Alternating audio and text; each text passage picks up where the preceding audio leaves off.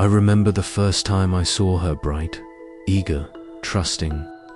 It was a warm April afternoon on the University of Washington campus. I was leaning against my Volkswagen Beetle, feigning weakness, cradling my arm as though in agony. My law school. Books lay scattered on the passenger seat, smeared with blood from what I claimed was a bike accident. She paused mid-stride, backpack slung over one shoulder, curiosity flickering in her eyes. "Are you okay?" she asked, voice soft and concerned. The way she tilted her head, the innocent hope lighting her face, too easy, too perfect. My practiced smile revealed only the kindness I wanted her to see. "I can't get the car door open," I said, voice trembling just enough. "Could you help me?" I lifted my good arm toward her, palm open in silent invitation. She climbed into the driver's seat without hesitation, moving in close enough that I could feel the warmth radiating through her jacket as she fiddled with the latch. I watched her profile, soft cheekbones, hair catching the sun in gentle waves, eyes full of concern. A flicker of impatience passed across my mind. I didn't want to delay the moment any longer, but I let her linger, her trust my puppet string. The door clicked. "There you go," she said, smiling triumphantly.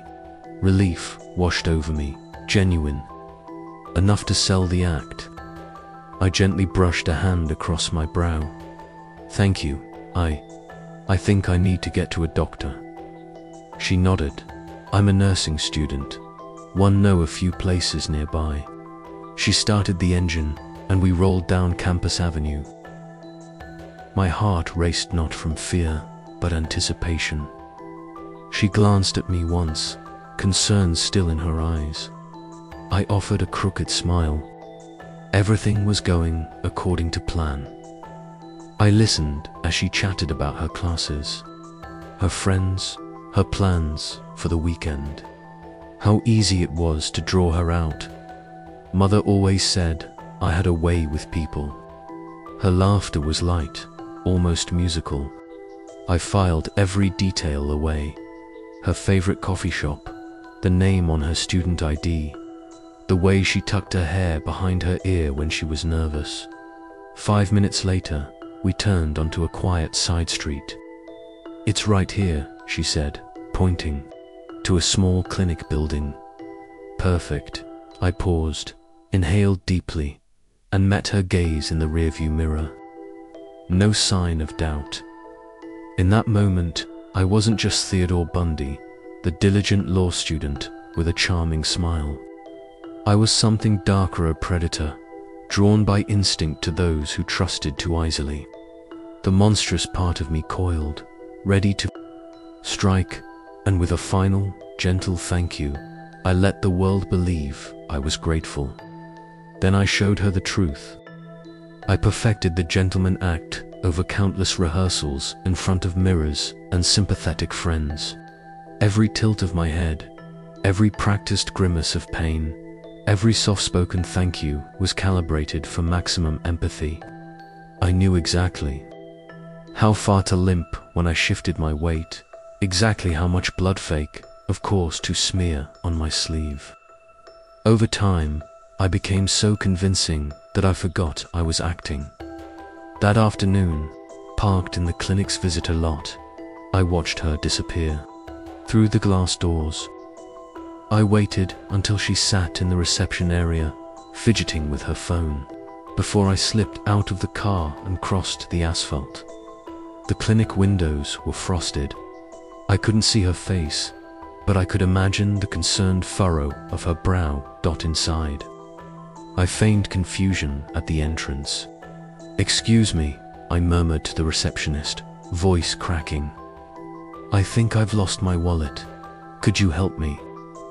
The nurse who had ushered her in recognized me from outside. She glanced up, puzzled, then gave me a polite nod and picked up the phone. "Security code 241. Possible patient wandering off." Within minutes, 2 guards followed me out to the lot, escorting me back to my infirm carriage, as if protecting the clinic's dignity. Perfect. My silent partner in crime, fear took her place, leaving the real woman alone in a locked building. But the real trick, I learned, was to make her feel safe, even as I closed the door on her freedom. I greeted her when she emerged, feigning irritation at the delay. "I'm sorry about that," I said, tone gentle. "I didn't want to make you wait." Her nervous smile returned. She dropped her guard entirely. I offered to drive her home. It was the most natural thing in the world. She agreed without hesitation. "My roommate's house isn't far," she told me. I nodded and started the engine. As we drove through the pale afternoon light, I played the role of the concerned gentleman, helping her find a radio station, offering her water from the glove compartment, asking about her classes. She relaxed. In the passenger seat, trusting me completely. I imagined the sense of safety she felt.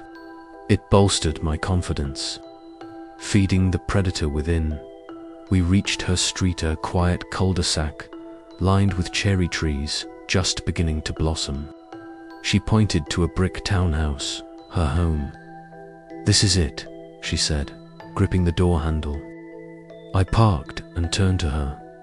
"Are you sure you'll be okay?" I asked, voice low. She smiled, a small nod.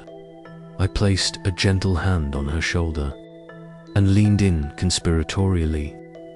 "If you ever need anything company, help with homework, a ride, just call me." I slipped her my card, the one with my fake address and phone number in neat cursive. She tucked it into her pocket. Then I watched her go up the porch steps, back straight, head held high, completely unaware. And as she slipped inside, the monstrous truth settled in my chest like ice. I closed my eyes and breathed deeply. The perfect gentleman act was over. In the rearview mirror, I saw the front door latch click. My smile returned, calm, composed, utterly devoid of remorse. Bundy, the law. Student Ted, the charming helper. Nobody suspected the horror waiting just beyond my smile. I never tired of the invitation, the moment when my target believed she was stepping willingly into my world. Later, I would replay it in my mind like a favorite song. Her hesitant smile, the quickening heartbeat in her voice. It was intoxicating. A week had passed since I dropped her off. I'd slipped the card into her purse. The neat script on the cardstock promised help, friendship, normalcy, exactly what she craved. I watched her from afar over coffee at a nearby diner, saw her glance down at her phone, see my number, and smile. My heart thud. That Friday afternoon, I called. "Hey, it's Ted Tulane Law.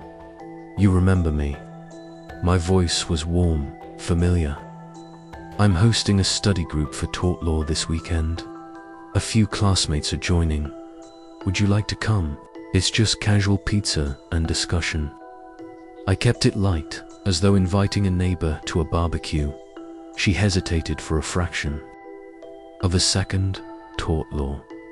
She laughed, a nervous sound. "I'm a nursing student, hardly your demographic." I chuckled. "True. But it's always good to broaden horizons. Besides, my roommate's friend has some interesting slides on campus safety I think you'd appreciate. And I make a killer pepperoni pizza." I paused. "Please, it'll be fun," she agreed. Her yes felt like electricity. I texted her the address. A tidy bungalow in an unremarkable suburb of Seattle.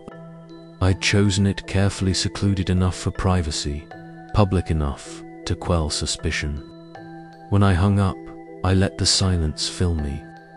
Soon, it would be just the two of us, enclosed in that veneer of academic camaraderie. Saturday arrived. Myself in front of the bathroom mirror, collared shirt, sleeves rolled halfway to the elbow, tie loosened just so. I practiced a warm smile that ended at the right moment, then slipped into the living room. Text message notification. I'm on my way, see you soon. Perfect. When she arrived, I greeted her on the porch with genuine relief. Thank you for coming, I said, extending a jacket against the chill. She stepped inside, removing her coat. I offered her water lemonade. Her favorite eye gleamed from our brief conversation. She relaxed immediately, confessing she was nervous to be the outsider in a group of law students. Don't worry, I said, guiding her to the cushioned sofa. We've all had to sit through dry lectures. I promise this will be different. I signaled my roommate from the kitchen, and he brought in a steaming tray of pizza. The group gathered, half a dozen eager faces, polite hellos exchanged. No one stared at me too curiously. After all, I was the host. Conversation started with legal jargon, then drifted to campus safety and excuse to show her a series of edited crime statistics I'd prepared. She listened closely, her eyes widening. I noticed the concern in her expression, the trust she placed in my words. Then, as laughter bubbled around the circle and soda cans hissed open, I observed her vulnerability. Later, when the others drifted to other rooms, she stayed behind, complimenting my organizational skills. You really know how to put things together, she said quietly. My chest tightened. I nodded, leaning in close. I care about people, I replied softly, especially those who might need someone to look out for them. The intimacy of the living room, the hum of the street beyond the windows, it all faded into the background except for her. That's when I gave the final, unspoken invitation, the one that mattered most. A silent beckoning in my eyes, a promise of protection that would soon blur into entrapment. And she, trusting me completely, stepped right through it. I slid into the driver's seat and watched her slip in beside me, shrugging her coat back on. The evening light filtered through the windshield, painting the dashboard with pale gold. She settled uneasily, clutching her purse on her lap, but her eyes still held that flicker of confidence, the same confidence that had drawn me in again. I started the engine without a word and pulled smoothly onto the street. I let the silence hang for a few heartbeats, feeling her breathe next to me. Then I glanced over, careful to keep my tone warm. Thanks for staying, I said. I know it's late. I tapped the GPS screen. I thought I'd show you a shortcut back to campus. Her lips curved into a small smile. I appreciate it. I don't want to get lost. She turned down the volume on the radio, as though bracing herself. But I kept the station playing softly classic rock, something innocent, something that reminded her of normalcy. It was important she felt safe, so I nodded and hummed along. Keeping the mood light, we merged onto an unfamiliar road lined with tall fir trees. The speedometer climbed steadily. I kept the pace legal, never too fast, never too slow. She glanced out the window, blinking at the dim streetlights. I've never been this way, she said, voice barely above a whisper. That's why it's a shortcut, I replied, casting her a casual smile in the mirror. Campus is just beyond those hills. I didn't lie, strictly speaking, beyond. Those hills lay more than campus, a hidden stretch of industrial wasteland, perfect for privacy. She nodded and fiddled with her phone as though trying to text her roommate, but the signal icon flickered weakly. Signal's bad out here. Her breath hitched. I felt a surge of triumph, twisting cold and silent in my chest. I cleared my throat. Don't worry, we're almost there. I tapped the gas lightly, guiding the car around a bend. The beams cut through the gathering darkness, illuminating a stretch of empty road. No houses, no street cameras, no witnesses. She looked at me again, concern blooming. Ted, where are we going? The tremor in her voice was deliciously honest. I kept my eyes on the road. Trust me, I said softly, and I meant it in my own warped way. You'll be safe. When I turned off onto a gravel driveway leading to a shuttered warehouse, her gaze snapped forward. I parked and killed the engine. The sudden hush was deafening. She froze, purse pulled tight against her chest. I exhaled slowly and turned to face her. The mask slipped for an instant. The real me showed. The predator behind the polite facade. Her eyes widened. Ted, she began, but fear clipped her words. I opened the car door. Come on, I said, voice low. It won't take long. Every step I took toward her echoed in the still night. She hesitated, her body tensing like a cornered animal's. Then I extended my hand, the same gesture I used to lure her before. Her trust flickered, but she reached out. In that split second, her hand in mine I felt the thrill of power, the intoxicating blend of control and deception. And as I led her away from the car and into the darkness, I whispered, "You're doing great." She leaned in, believing she was safe. She was anything but. I led her through the yawning doorway, my grip on her wrist deceptively light. Inside, the warehouse smelled of stale oil and rusted machinery. Moonlight seeped through high, barred windows, casting long, sinister shadows. She trembled, her breath coming in shallow gasps, but I whispered reassurances like a lullaby. It's okay, I'm right here. Once past the threshold, I released her wrist and gently guided her to a fallen wooden crate. Sit, I murmured, my voice soft. She sank down as though hypnotized, clutching her coat.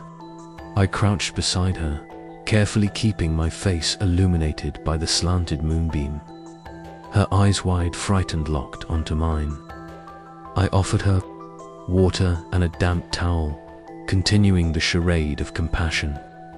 You must be cold, I said, draping the towel over her shoulders. She nodded, pressing the towel to her cheek. In those moments, I savored her vulnerability, the slightly quivering chin, the distant look in her eyes as she tried to make sense of the emptiness around us. The only sound was the echo of dripping water somewhere in the vast space. Outside, the distant hum of a lone car on the highway reminded me how utterly isolated we were. I rose and walked toward the center of the room, feigning an attempt to find help. My footsteps echoed, deliberate and slow. Behind me, she whispered, "Ted, please tell me what's happening." My shadow stretched long across the concrete floor. I paused, turning to face her. "I'm sorry," I murmured, gathering false regret in my tone. "I couldn't let you go." Her world halted. The words hung between us, heavy with betrayal. Panic flared in her eyes. She scrambled to her feet, stumbling backward. "Why, you tricked me," she cried, voice cracking. I closed the gap and placed a gentle hand on her arm. I soothed, "You're safe with me." She yanked away, intent on fleeing, but the distant clang of a metal door slamming shut froze her. My roommate, my silent accomplice, secured the only exit. The click of the latch was like an executioner's bell.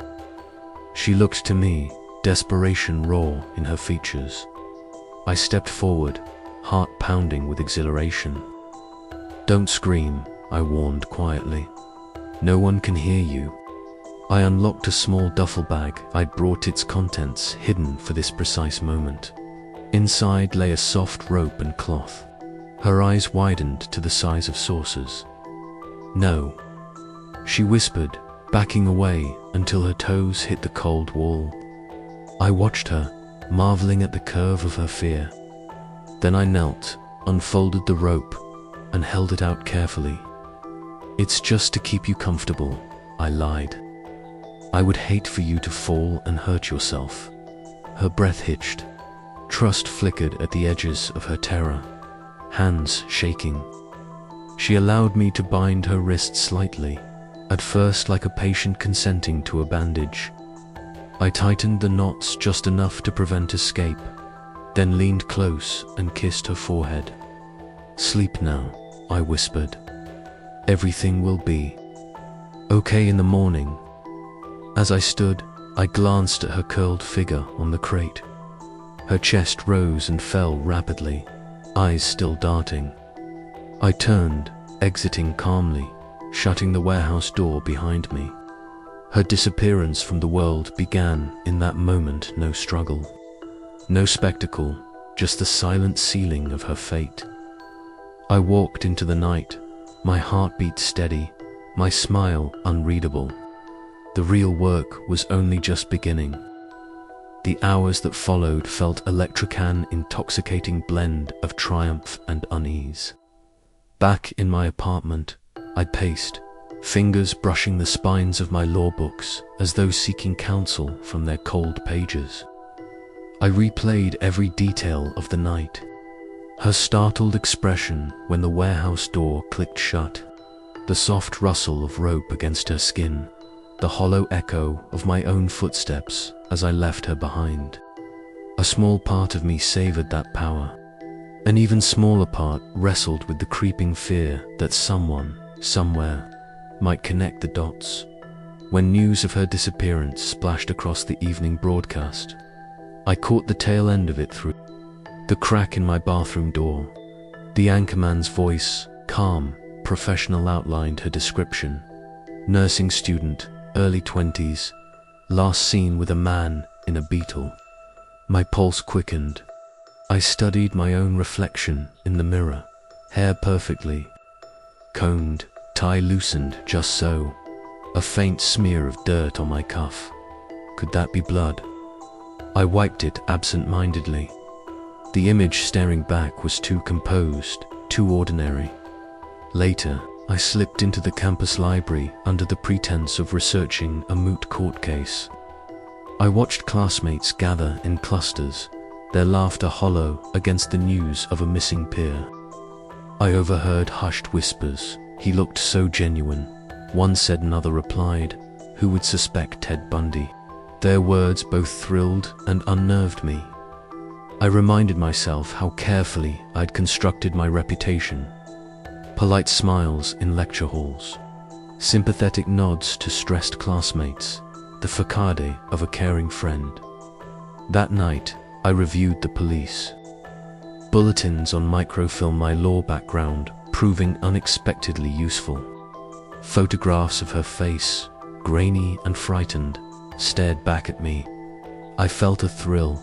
They hunted blindly, but that thrill was laced with dread. What if someone recognized my Beetle?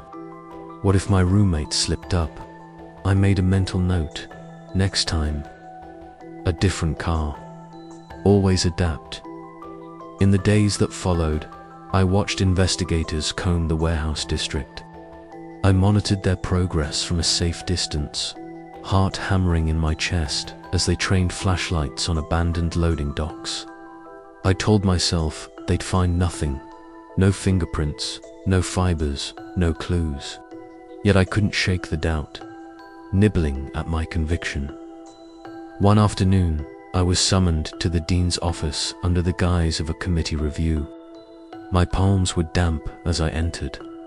He asked polite questions about my background, my whereabouts on the evening she disappeared. I smiled, offered concise answers, maintained unwavering eye contact. The scent of his cologne mingled with the weight of suspicion in the room. Afterward, I returned to my apartment and collapsed face first on my bed, adrenaline draining from my limbs. In that vulnerable moment, I felt something I had never felt before: fear. Not fear of capture, but fear of my own mind. My meticulously rehearsed calm had faltered. The predator and the man clashed within me, and I realized I was dangling on a knife's edge. Tomorrow, I promised myself as I stared at the ceiling, I would be flawless again, because in this deadly game, even a single doubt could be my undoing. I watched them swarm the warehouse district like predators in search of prey. Flashlights carved through the darkness, revealing rusted loading docks and shuttered bays. From my vantage point across the street, I sipped coffee and feigned interest. In a late-night study guide, my pulse thudded against my ribs as an unmarked police van rolled past. I kept my face impassive, eyes calm. The headlines plastered across campus the next morning made my stomach clench. Nursing student vanishes. No leads in sight. I tapped my pen against the notebook, pretending to make notes for class. In reality, I was tracking every detail, time of disappearance, list of witnesses, even security footage from nearby businesses. Each fragment of information was ammunition. Detective Harris arrived on campus later that afternoon. He set up a makeshift command post in the student union, complete with maps and missing posters. I stopped by under the pretense of offering assistance. He eyed me curiously as I handed him flyers I'd designed, complete with her photo and a contact number. He thanked me, his gaze lingering on my face. I smiled politely, then turned away, masking the surge of satisfaction that came from steering his course. That evening, I broke into the police blotter online carefully from a burner phone. I catalogued every tip and dismissed every dead end. Whoever called in about a phantom red Beetle, I made a private note to abandon my car for something less conspicuous. The anonymous caller who reported screams near the old grain elevator. Probably trickery. I jotted it down anyway, reminding myself to check that site later. By week's end, the university was on high alert. Security patrols increased, checkpoints sprouted at campus entrances, and rumors rippled through dormitories. Every anxious student looked at me with a hint of suspicion, yet none confronted me. Their wariness fueled my confidence. I thrived in this dance of suspicion and denial. Late one night, I shadowed Harris as he approached the warehouse. I maintained a safe distance, tailing him through back alleys until he disappeared behind a locked roll-up door. I stepped into the warehouse's pale moonlight, feet silent on gravel. The air was thick with the memory of her panic. I traced my fingers along the concrete wall, imagining the echo of her muted sobs. Suddenly, Harris's flashlight beam swung round the corner. I froze. He peered into the darkness, then muttered to his partner. I slipped away, heart pounding, the thrill of near discovery electrifying my veins. Once clear, I exhaled slowly, a crooked smile forming. They were close, so close, but not close enough. Back in my apartment, I closed my notebook and exhaled. The predator in me pulsed with exhilaration at the chase, at outsmarting the hunters. Still, I knew the hunt was far from over. The world was closing in, step by careful step. And while fear lingered at the edges of my mind, it only sharpened my resolve. I would stay one step ahead, always the charming helper till the very end. I spent months honing the art of disappearance. They saw me as the polite law student, the model inmate, white shirts pressed by my roommate, books stacked neatly on the table. But beneath that facade, I was a master planner. Each day, I observed, the jail routines, the guards' shift changes, the exact moment when the sun's angle darkened the corridor, the weak link in the window grates. It began with small tests. I timed how long it took a guard to notice a missing toothbrush, how easily I could distract another with questions about case law. I recorded every detail in a tiny journal I smuggled through laundry exchanges, my codes scrawled in margins so minute nobody but me could decipher it. My law background proved invaluable in passing regulations, learning how far I could push boundaries before triggering real suspicion. The night of my first escape, I felt the familiar twinge of excitement, the same thrill I'd felt when luring those women into my car. I'd fashioned a key from a smuggled piece of metal, its ridges filed to match the lock on my cell door. At exactly 2:17 a.m., when the last guard completed the rounds and the corridor lights dimmed for the night, I slipped out. My heart pounded, not from fear, but exhilaration. As I crept past sleeping inmates who didn't even stir, I reached the security door and held my breath as I inserted the makeshift key. It turned smoothly. In that moment when the lock clicked and the door swung open, I tasted freedom. I moved quickly, blending into shadows, avoiding motion sensors I'd studied in the facility schematic. Outside, the cold night air bit my skin. I ran. For hours, I wandered along the highway, pausing only to shed my prison garb and discard my shoes. By dawn, I was a stranger in muddy pants and a torn shirt, filthy and anonymous. No one suspected the buttoned collar hiding beneath the grime. But freedom was always a fleeting illusion. I knew the authorities would scour every inch of my escape route. So I planned again this time, to cross state lines, to slip into night crowds, to vanish into capitalism's ceaseless churn. My second escape was even more audacious. I leaped from a second-floor window at the courthouse, blending into a wedding party outside. My suit jacket came off as my arm snapped through.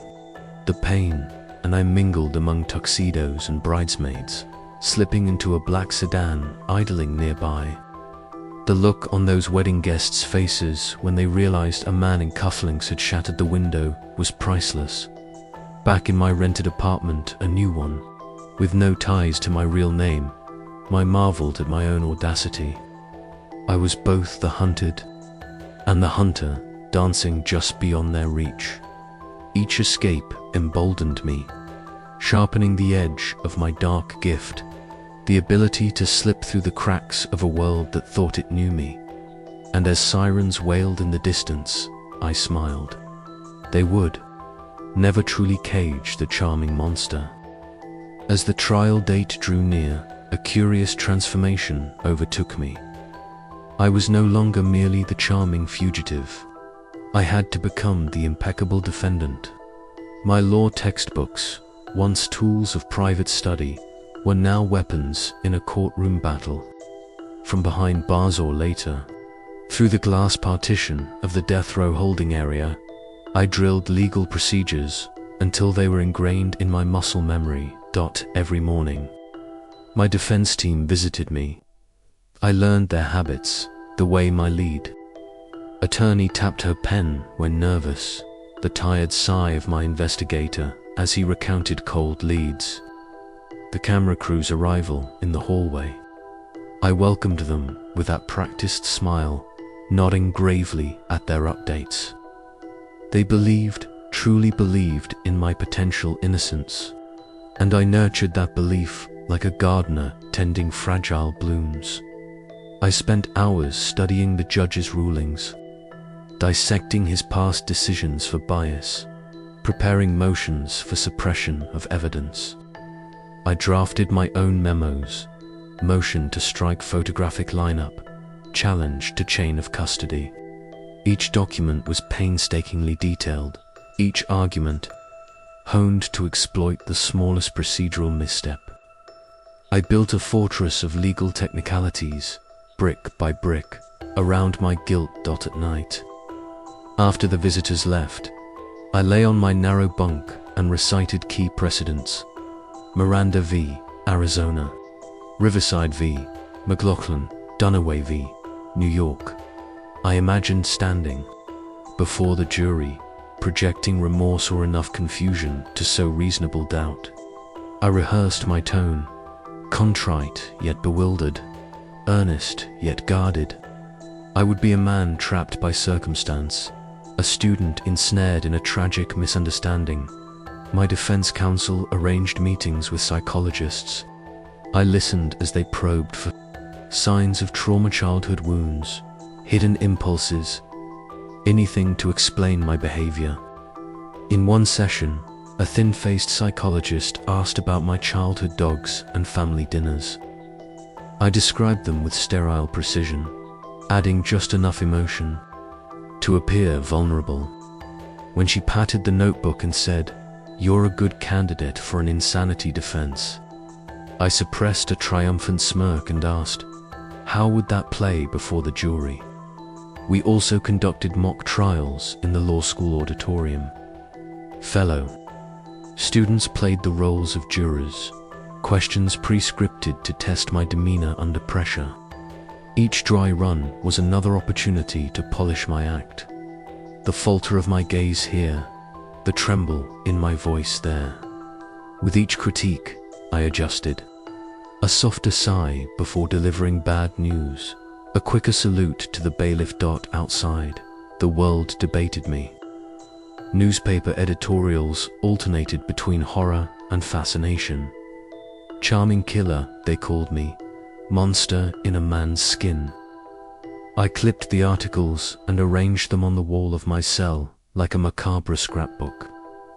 I studied the language they used, preparing to counter their narratives in court by the eve of the trial. I was exhausted not from guilt, but from performance. My reflection in the plexiglass sometimes startled me, dark circles under my eyes. A face too gaunt for someone who ate 3 meals a day, yet I believed in the plan I had built. The jury would see the meticulous student, the man fighting for his life against a sensationalized hunt, and in their empathy, I would find my ultimate escape. When the guard arrived to escort me to the courthouse steps the next morning, I adjusted my tie one last time. My shoulders straightened, my face smoothed into calm determination. The cameras flashed. The world watched. The trial was the stage and I, as always, was ready to perform.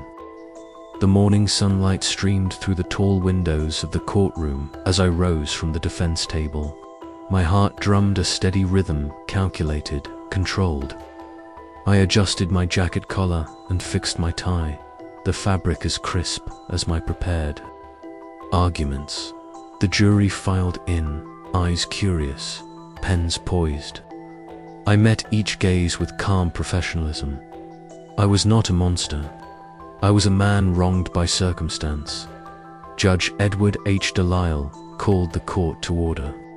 "Mr. Bundy," he intoned, "are you ready to proceed?"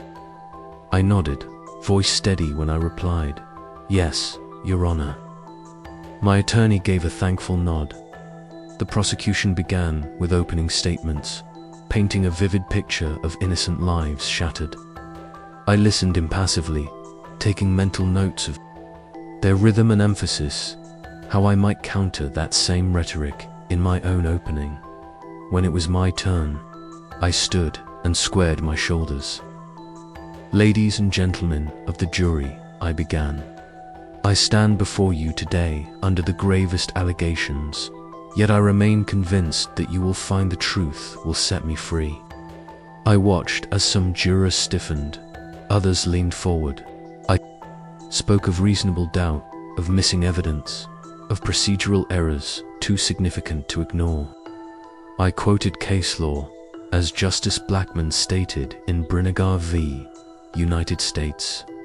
The courts must be vigilant in protecting those who are innocent. My voice never wavered throughout the day. I listened to witnesses, a cab driver testifying how I'd hailed him near the nursing school that fateful night, a friend recounting my alibi of studying late in the library. My defense attorney conducted examinations I had coached her on, eliciting answers that cast uncertainty on the timeline. Each cross-examination was a delicate dance. I leaned forward in my chair, eyes fixed on the witness, nodding at strategic moments as though surprised by their recollections. During a recess, I reviewed my notes on the defense table. My reflection in the glass barrier was gaunt but composed. Outside, reporters whispered my name like a chant. Bundy, and I felt the familiar thrill of performance. I was the star of this grim drama, and every line I delivered could save me in the afternoon. The prosecution called me to the stand. My hands were steady as I adjusted the microphone.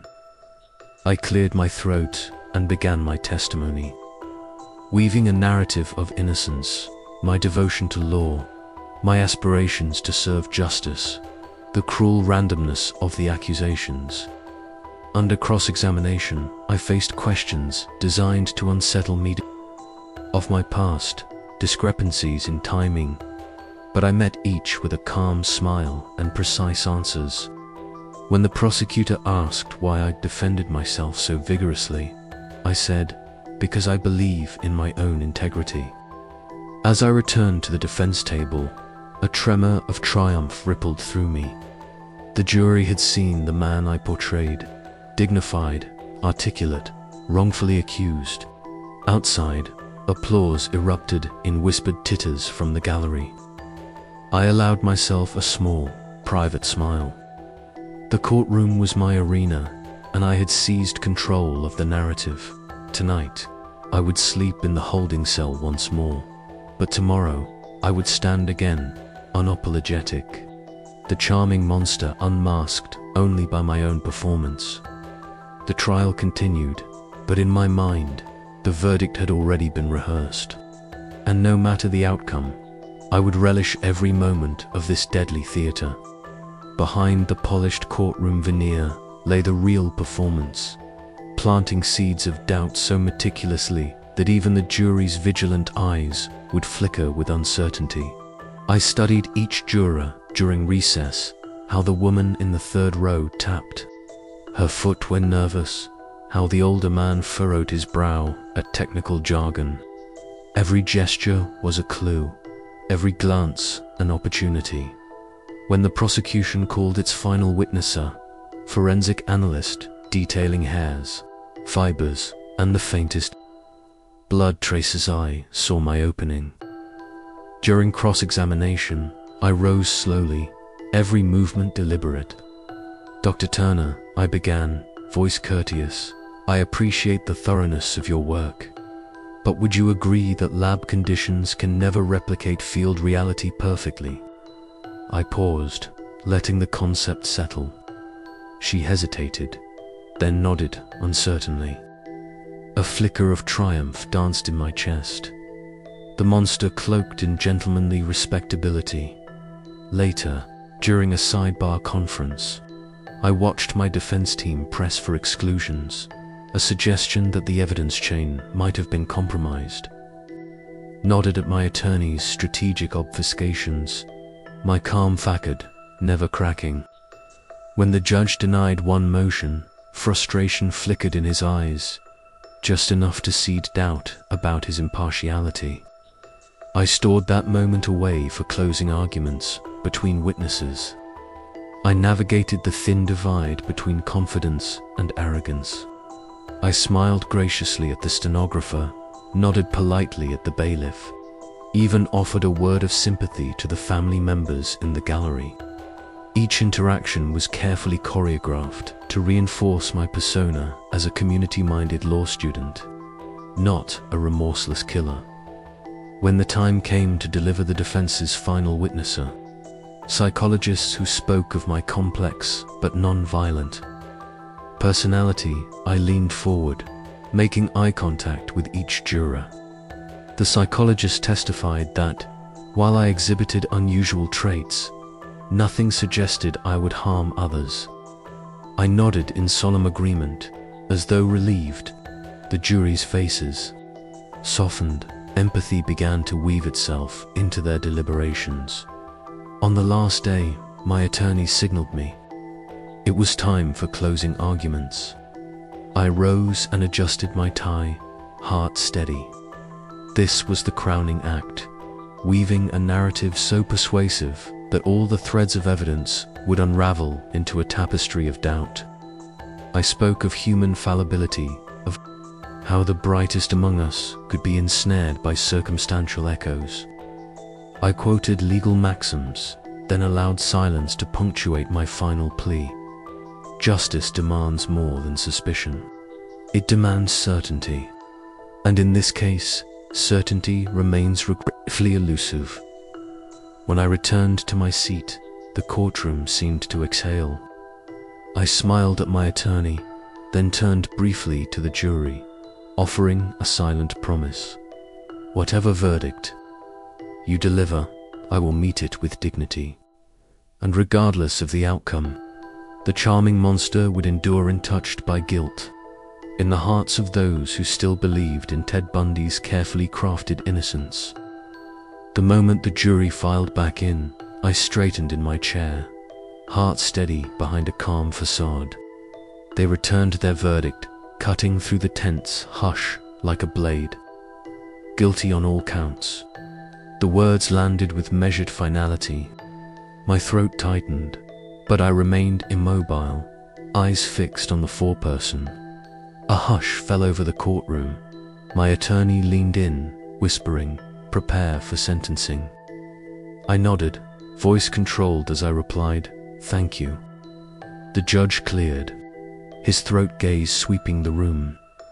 "Mr. Bundy," he said, "you have been found guilty of multiple counts of first-degree murder. How do you plead to the sentence of death by electrocution?" I stood, folding my hands before me. My voice carried the same clarity I'd used throughout the trial. "I understand the gravity of the charges, Your Honor." I paused, allowing the weight of the moment to resonate. "I accept the court's judgment." In that instant, the courtroom seemed to constrict. Family members of victims wept softly, the press scribbled furiously, and I, Ted Bundy, felt an unexpected surge of relief. The end of the performance was near. No more pretense, no more masks, just the stark reality of a cell and a final date. With the electric chair, during the sentencing hearing, I addressed the court one last time. I cannot erase the pain of those lost, nor can I undo what has been done. If my words can bring even a sliver of solace to the families, I offer them. Now, I spoke slowly, eyes steady, every syllable deliberate. Some jurors shifted uncomfortably. Others stared in stunned silence. When the judge formally pronounced the sentence, "May God have mercy on your soul," I inclined my head respectfully. "Thank you, Your Honor," I said, voice soft. As the gavel fell, the echo punctuated the end of my public life. The courtroom began to empty, but I remained seated, absorbing the finality. Outside, the world would soon forget the details. They would remember only the end of a trial. Back in the holding cell that evening, I sank onto my bunk. The cold metal beneath me, a stark contrast to the heated glare of the courtroom lights. For the first time, I felt the full weight of my actions, as an accusation, but as an unyielding truth pressing in from every side. The sentence was not just a legal decree. It was the final curtain on a life lived in shadows and deception. Death row is a peculiar place. Time stretches and fractures. Reality warps between interrogation and isolation. I spent long hours reflecting on my journey from ordinary law student to infamous murderer. I thought of the first time I feigned injury, the adrenaline of the chase, the sickening thrill of power. Yet, in these silent nights, I confronted a question that had always lurked beneath my orchestrations. Why? I explored the notion of evil as an external force, something that chose me rather than something I chose. I recalled childhood moments, the twisted curiosity of dissecting roadkill, the first whisper of control when I made someone trust me. Perhaps, I pondered, the seed was always there, waiting for circumstances to water it. I read philosophical texts by candlelight, Camus on absurdity, Nietzsche on the will to power, Hannah Arendt on the banality of evil. Their words offered frameworks, but no absolution. I recognized the banality in my own actions, the mundane tasks of binding wrists, planning logistics, filing motions, all executed with clinical precision. Evil, I concluded, was not a monster cloaked in shadows, but the very ordinary mind. Breaking moral boundaries between reflections, I wrote letters drafts, destined never to be mailed. To the families, apologies insincere and hollow. To myself, confessions I would never utter aloud. The exhilaration of control, the envy of those who could feel guilt. In that bleak clarity, I acknowledged that my greatest trick had been convincing myself I was more than the sum of my crimes.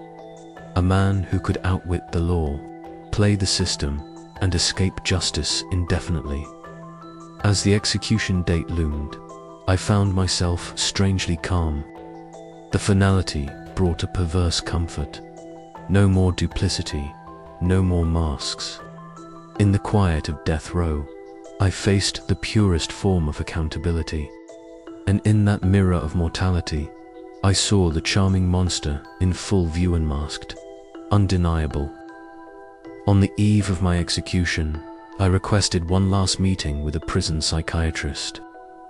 I owed it to the world and to the countless victims to speak truly, if only for a moment.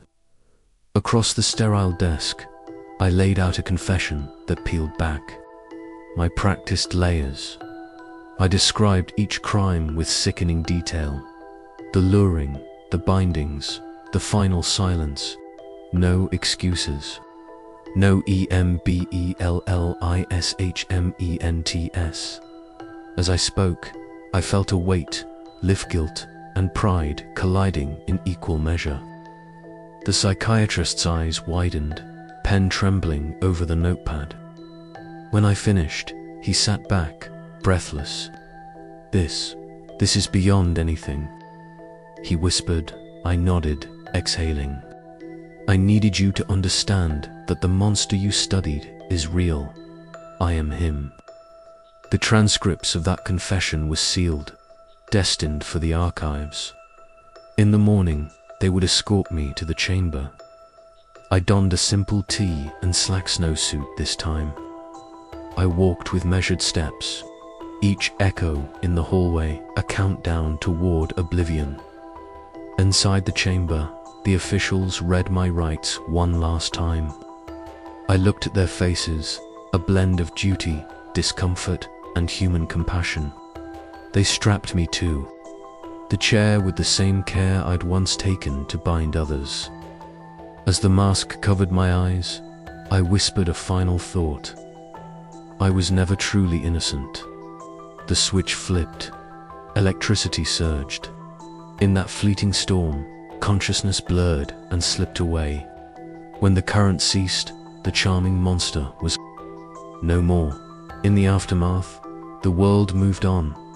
Books were written, documentaries aired, but the faces of the missing young women haunted the margins. Ted Bundy became a cautionary tale, a reminder that evil can wear the most charming of faces. And somewhere in the collective memory of a shaken nation, their voices found the justice my trial could not bring.